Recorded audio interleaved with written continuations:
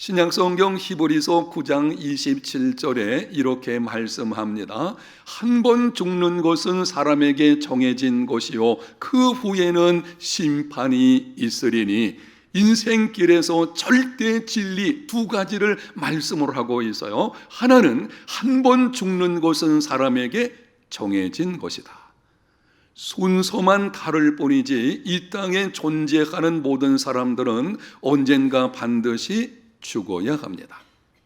다른 한 가지는 그 후에는 심판이 있다. 죽음으로 끝나는 것이 아니고 죽음 후에는 반드시 심판이 있다고 하는 것입니다. 미국 예일대학교 셀리 케이건 교수가 쓴 죽음이란 무엇인가 라는 책이 있는데, 이 책이 베스트셀러가 되어가지고 많은 사람들에게 영향을 주었습니다. 그 책에 이렇게 말을 합니다. 죽음은 완전한 끝이다. 영혼도 없고 내세도 없다. 사람이 죽으면 그것으로 모든 것이 끝나는 것이다. 그렇지 않습니다. 이 말은 인간의 존재가 무엇인지를 알지 못하기 때문에 나오는 것입니다. 어떻게 존재하게 되었는지, 그리고 죽음 이후에 어떤 모습으로 우리가 될 것인지 여기에 대한 생각이 없는, 인간 존재에 대한 깊은 사유함이 없는 데서 나오는 말이라고 할 것입니다.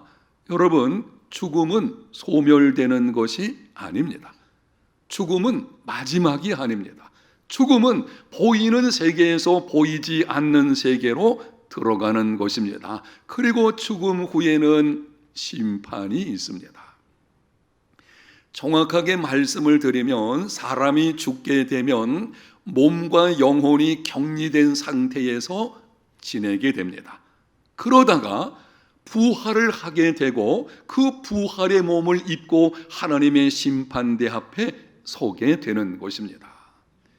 영원히 변치 않는 하나님의 말씀인 성경에 분명하게 반복하여 말씀을 합니다. 로마서 2장 5절, 다만 내 고집과 회개하지 아니한 마음을 따라 진노의 날 곧 하나님의 의로우신 심판이 나타나는 그날에 이 말 진노를 내게 쌓는도다. 진노의 날, 하나님께서 의로우신 심판하시는 날이 있다는 것입니다.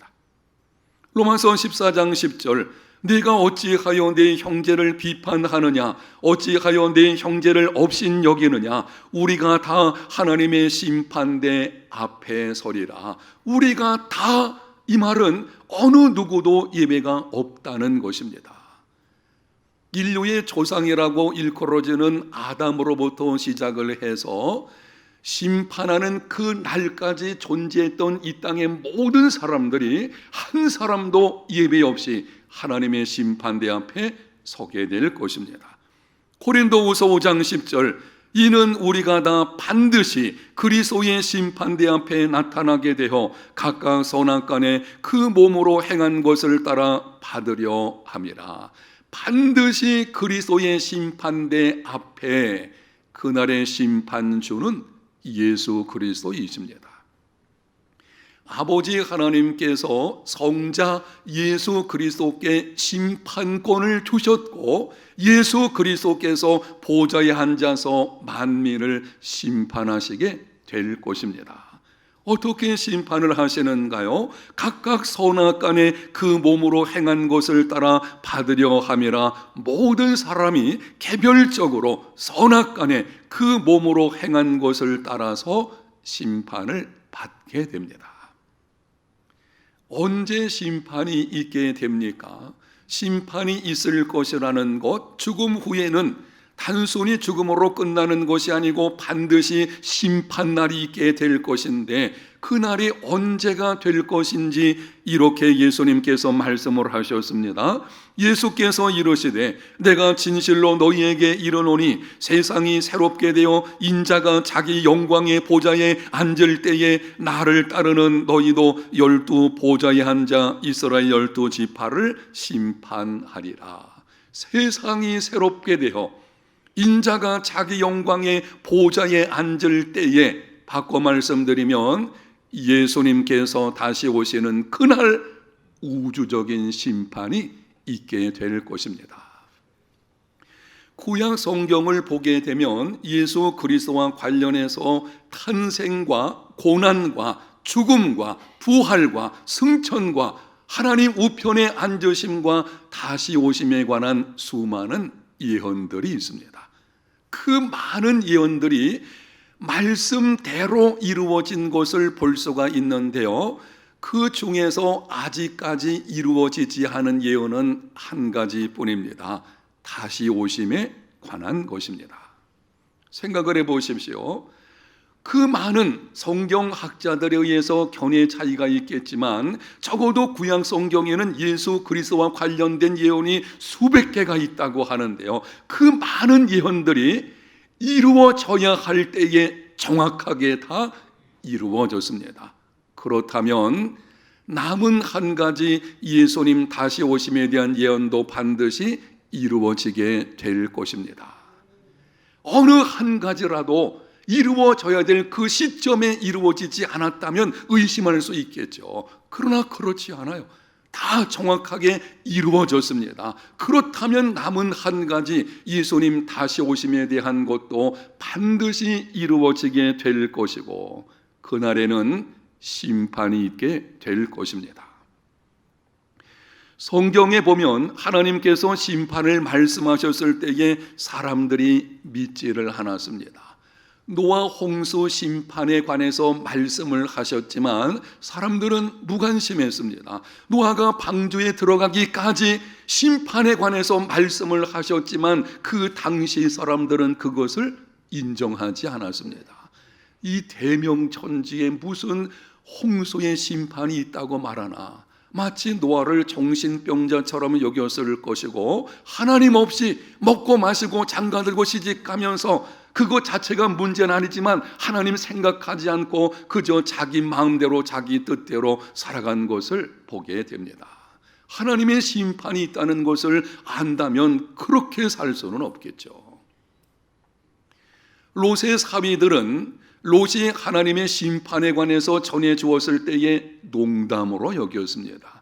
아유, 장인어른 농담하시나요? 무슨 불로 심판을 한다고, 우리가 지금 잘 먹고 잘 살고 있는데 하나님의 심판이 어디 있다고 하는 것입니까? 이스라엘 백성들은 바벨론에 의한 멸망의 심판을 들었음에도 인정하지를 않았습니다. 하나님께서 종들을 통해서 장차 심판이 있을 것을 말씀하셨고, 그 이유는 돌아오라는 것이죠. 심판이 있을 것이니 너희들 지금 그렇게 살면 안 되고 정신 차리고 하나님께로 돌아오라. 그런데 그 말이 불쾌한 것입니다. 듣기 싫은 것입니다. 그래서 하나님의 종들을 핍박하고 때로는 죽이기도 하고 결국에는 하나님의 무서운 심판을 받게 된 것입니다. 여러분, 오늘날도 마찬가지입니다. 하나님의 심판이 있게 될 것을 말하게 되면 사람들은 농담으로 여깁니다. 인정하지 않습니다. 헛소리로 생각을 합니다. 그 말 하는 사람을 이상하게 생각하기도 합니다. 실제로 오늘 제가 여러분에게 하나님의 심판에 관해서 말씀을 하고 있는데요, 예수 믿는 사람들도요, 심판에 관한 말씀을 들을 때에 심각하게 받아들이지 않아요. 마치 남의 일처럼 생각하는 것입니다. 아니요, 성경에 말씀하신 그대로 반드시 심판날이 있게 될 것입니다. 한 번은 예수님께서 예루살렘 성전이 완전히 파괴될 것을 말씀을 하셨습니다. 당시 이스라엘 백성들은 하나님의 성전이 파괴가 되어진다, 이거는 인정하기가 힘든 거죠. 살아계신 하나님의 성전인데 어떻게 그게 파괴될 수 있겠나, 이런 방식인 것입니다. 그런데 예수님께서 말씀하시는 것입니다. 돌 하나도 돌 위에 남지 않고 다 무너지게 될 것이다. 제자들이 깜짝 놀라서 질문했습니다. 어느 때에 이런 일이 있겠사오며 또 주님의 임하심과 세상 끝에는 무슨 징조가 있겠습니까? 질문을 받으신 예수님께서 대답을 하시는데요, 그 내용을 보게 되면 예루살렘 멸망에 관한 것과 인류 종말에 관한 것이 함께 섞여 있습니다. 여러분이 집에 돌아가셔서 마태복음 24장을 펴서 한번 읽어보십시오. 그 내용을 보게 되면 예루살렘 멸망 사건과 인류 종말의 사건이 뒤섞여 있어가지고 이게 나누어서 말씀하시면 참 좋겠는데, 이게 뒤섞여 가지고는 이 어느 것이 예루살렘 멸망 사건에 관한 것인지 종말에 관한 것인지 잘 분간이 힘든 것도 있는 것을 보게 됩니다. 왜 그렇게 예수님이 말씀하시는 것일까요? 예루살렘 멸망 사건은 장차 다가오게 될 인류 종말에 관한 사건의 예표이기 때문입니다.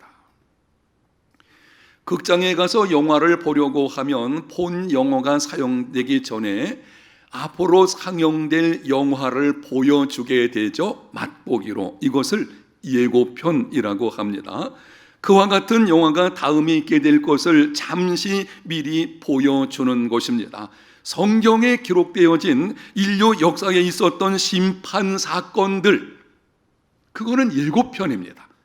예를 든다면 노아 홍수의 심판 사건, 바벨론에 의한 이스라엘 멸망의 심판 사건, 주후 70년에 예루살렘이 완전히 파괴된 심판의 사건, 이 모든 것들은 장차 있게 될 심판에 관한 예고편과 같습니다. 그러한 심판이 있게 된다고 하는 것이죠. 정확하게 말씀을 드리면은 잠시 맛보는 것뿐이고요, 장차 다가올 그 심판이 얼마나 무서운 것인지를 생각해 보라는 것입니다. 이렇게 말씀을 하시는 것이죠. 그러므로 너희들은 정신 차리고 내게로 돌아오라. 하나님께서 말씀하신 대로 심판이 있었고, 하나님께서 말씀하신 대로 앞으로 심판이 또한 있게 될 것입니다. 여러분, 그 심판날에 어떤 일이 일어나게 됩니까? 어떤 일이 일어나게 되는지 성경은 크게 두 측면에서 말씀을 합니다. 하나는 죄의 문제를 해결받지 못한 자들, 곧 예수님을 믿지 않는 자들에게 일어나게 될 것을 말씀을 하고, 다른 한 가지는 죄의 문제를 해결받은 사람, 곧 예수 그리스도 안에 있는 자들에 관해서 말씀을 하십니다. 먼저 죄의 문제를 해결받지 못한 자들, 아직까지 그 죄 가운데서 죄에 매여 있는 사람들, 예수님을 믿지 않는 자들에 관해서 이렇게 성경은 말씀을 합니다. 말라기 4장 1절입니다. 만군의 여호와가 이르노라. 보라, 용광로 불같은 날이 이르리니 교만한 자와 악을 행하는 자는 다 지푸라기 같을 것이라. 그 이르는 날에 그들을 살라 그 뿌리와 가지를 남기지 아니할 것이로되. 용광로 불같은 날이 이르게 된다. 그날에 하나님께서는 불로 심판하실 것입니다. 노아 시대는 물로 심판하셨지만 장차 우주적인 심판 날에는 하나님께서 불로 심판을 하시게 될 것입니다. 교만한 자와 악을 행하는 자, 죄 사함을 받지 못한 자를 가리키는 것입니다. 모든 사람이 죄를 범하였고 그 죄의 삭은 사망이거든요. 아직까지 죄의 문제를 해결받지 못한 사람들, 그 사람들에게 어떤 일이 찾아오게 되는가 하면 그들은 지푸라기같이 불에 태워져서 뿌리와 가지를 남기지 않게 된다. 뿌리와 가지가 남기지 않게 된다는 말은 다시는 기회가 없는 영원한 형벌의 심판이 있다고 하는 것입니다. 여러분이 이른 봄에 산에 올라가서 보게 되면은 나무가 잘려진 등골을 보게 되어지는데요, 거기 가끔 싹이 나 있는 것을 볼 수가 있을 것입니다. 분명히 나무 몸통이 잘려져 나갔어요. 그런데 그 나무 등골에서 싹이 나 있는 것을 보게 됩니다. 이유가 뭘까요? 아직까지 뭐가 살아있어요? 뿌리가 살아있기 때문에 그렇습니다. 뿌리가 살아있으면 기회가 있거든요. 뿌리가 사라졌다는 것은 다시는 기회가 없다는 것입니다. 예수 그리스도 밖에 있는 자들은 심판날에 정죄의 심판을 받게 되며 그 심판은 더 이상 기회가 없는 영원한 지옥 형벌입니다. 사람들이 믿든지 믿지 않든지 다음 달에는 이 천국과 지옥에 관한 말씀을 드리게 될 것인데요, 사람들이 천국과 지옥에 관해서 믿든지 믿지 않든지 심판날에 죄의 문제를 해결받지 못한 사람은 반드시 그 죄로 말미암아 거기에 상응하는 사망의 심판을 선고받게 될 것이고, 그런데 문제는 그날에는 다시는 기회가 없는 영원한 지옥 형벌로 떨어지게 되는 것입니다.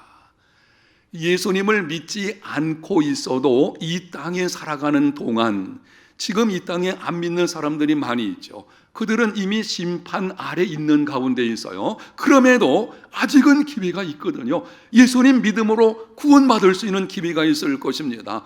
그러나 심판 날에는 하나님께서 알곡과 쭉정이를 구분하시듯이 완전히 구분하시게 될 것이고, 알곡은 모아 창고에 들이고 쭉정이는 영원히 꺼지지 않는 불에 던져 버리실 것입니다.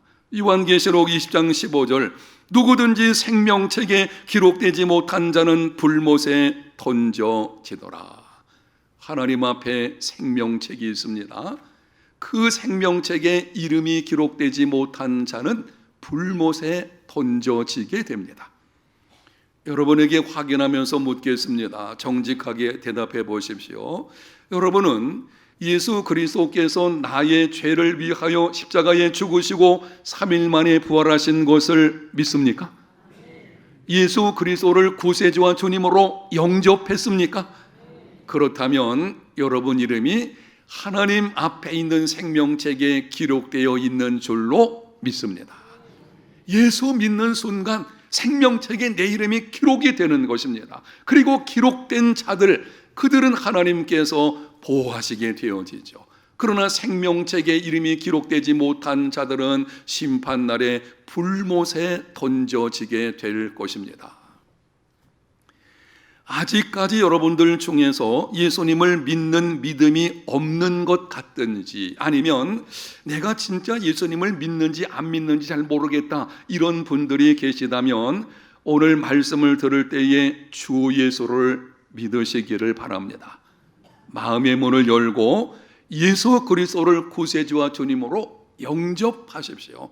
기도로 영접하십시오. 하나님, 내 마음의 문을 엽니다. 주님께서 내 안에 들어오셔서 나와 함께 거하시고 이제는 하나님의 자녀가 되기를 소원합니다. 영접하면 그 순간 생명책에 이름이 기록이 되어질 것입니다. 기억하십시오. 생명책에 이름이 기록되지 못한 자는 그날의 불못에 던져지게 됩니다. 다음으로 예수님을 믿는 자들은 심판에 관해서 이렇게 말씀을 합니다. 본문 24절입니다. 내가 진실로 진실로 네게 이르노니 내 말을 듣고 나 보내신 이를 믿는 자는 영생을 얻었고 심판에 이르지 아니하나니 사망에서 생명으로 옮겼느니라. 아멘. 예수님께서 말씀을 하실 때에 강조하시려 할 때는 진실로라는 단어를 쓰게 되는데요, 강조하고 또 강조하실 때는 두 번 반복하십니다. 진실로 진실로 내게 이르노니, 이 약속의 말씀은 그만큼 중요하다는 것입니다. 믿는 자는 영생을 얻었고 심판에 이르지 아니하며, 심판에 이르지 아니하며, 예수님을 믿는 사람들은 장차 하나님의 심판대 앞에 서게는 되겠지만 정죄의 심판을 받지는 않는다는 것입니다. 하나님의 심판대 앞에 우리도 서긴 서게 될 것입니다. 그런데 그날에 예수 믿는 우리에게는 그 죄로 인한 정죄의 심판을 받지 않습니다. 예수님께서 우리 모든 죄를 이미 십자가상에서 다 담당하셨기 때문에 예수 믿는 사람들은 죄값을 다 치렀거든요. 예수님이 치르신 이 구원을 이미 우리의 것이 되었기 때문에 우리는 죄로 인해서 심판받지 않습니다. 그러면 우리가 하나님의 심판대 앞에서 어떤 일이 일어나게 되는 것일까요? 상급의 심판이 있게 될 것입니다. 예수 믿는 자들은 그날에 하나님께서 이 땅에서 수고한 것을 따라서 상을 주실 것입니다. 성경에 보게 되면 작은 자에게 냉수 한 그릇이라도 주는 자는 상을 잃지 않는다 그래서요. 여러분이 이 땅에서 선한 일을 힘쓴 것, 하나님 나라에 헌신한 것, 누가 알아주지 않아도 정말 하나님 앞에서 믿음을 지키며 살아갔던 것, 이 모든 것들을 기억하시고 하나님께서 그날에 풍성한 상으로 채워주실 줄로 믿습니다. 그날에 책망하시는 것이 아니에요. 너 왜 그렇게 잘못 살았느냐? 잘못 살은 것은 이미 예수님께서 다 치르셨거든요, 값을. 그날에 우리에게는 상을 주시게 되어지는데요. 그래서 그날 우리 예수 믿는 모든 사람들은 하나님의 심판대 앞에 서는 것이 축제의 날이 될 것입니다. 기쁨의 날이 될 것이고 기대감이 넘치는, 정말 그날에 우리는 하나님을 높이 찬송하는 일이 있게 될 것입니다. 그날을 우리는 소망하게 되어지죠. 로마서 8장 1절과 2절, 그러므로 이제 그리스도 예수 안에 있는 자에게는 결코 정죄함이 없나니 이는 그리스도 예수 안에 있는 생명의 성령의 법이 죄와 사망의 법에서 너를 해방하였습니다. 그리스도 예수 안에 있는 자에게는 결코 정죄함이 없나니, 따라합니다. 결코 정죄함이 없습니다. 어떤 조건이 붙어 있질 않아요. 선한 일을 많이 힘썼으면, 종교 행위에 열심을 냈으면, 아니면 자기 수양에 애를 썼다면, 이런 조건이 붙어 있질 않습니다. 누구든지 그리스도 예수 안에 있는 자, 예수님을 믿는 자는 결코 정죄함을 받지 않습니다. 이 땅에 살아가는 동안 죄로 인해서 하나님께 버림당하지 않습니다. 그리고 장차 하나님의 심판대 앞에서 정죄의 심판을 받지 않습니다. 예수님을 믿어도 여전히 우리 속에는 부패한 본성이 남아있죠. 그래서 나는 원하지 않지만 나도 모르게 죄의 길로 갈 때가 있습니다. 나는 그렇게 하고 싶지 않았어요. 그런데 나도 모르는 사이에 부패한 이 욕심을 따라서 나가는 때가 있을 것입니다. 그러면 그때 사탄이 찾아와서 우리를 끊임없이 정죄합니다. 사탄은 기회를 노리거든요. 그래서 우리가 죄를 짓게 되면 이렇게 우리에게 정죄하며 말을 합니다. 너는 하나님의 자녀라고 할 수 없어.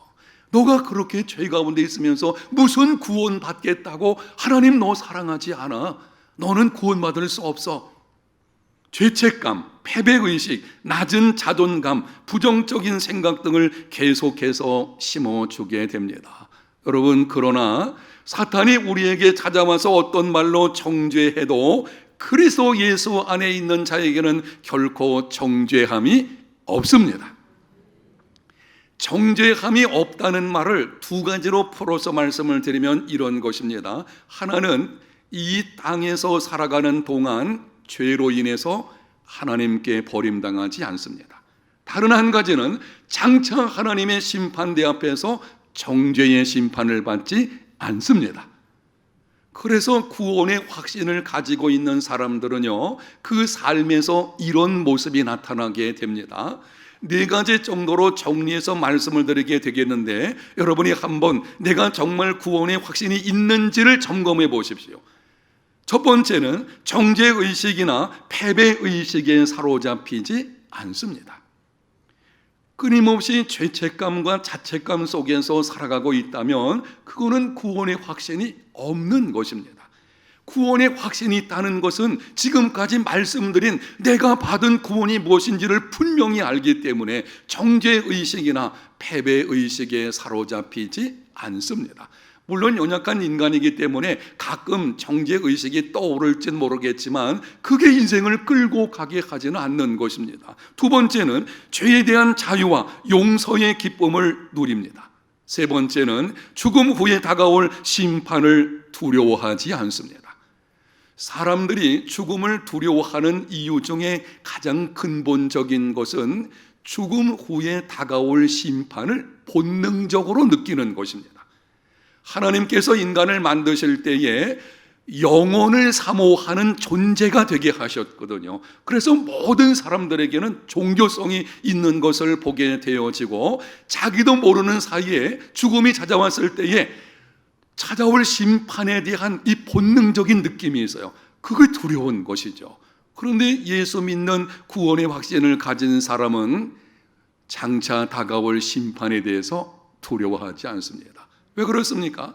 그날의 정죄의 심판을 받지 않게 되거든요. 네 번째는 부활의 소망과 상급에 대한 기대감으로 예수님 다시 오실 날을 소원합니다. 주님께서 다시 오시는 그날 신령한 몸으로 부활하게 될 것과 부활의 몸을 가지고 하나님의 심판대 앞에 서게 되지만 그날에 주어질 상급을 기대하는 중에 예수님 속히 오시옵소서, 주님의 다시 오심을 소원하는 삶이 이루어지게 되는 것입니다. 장차 심판에 이르지 아니하며 이것이 내가 받은 구원입니다. 이 분명한 사실을 알고 오늘 현재 나의 삶 속에서 이 구원을 누리며 살아가는 구원의 확신 가운데 있는 저와 여러분들이 다 되시기를 예수님 이름으로 축복합니다.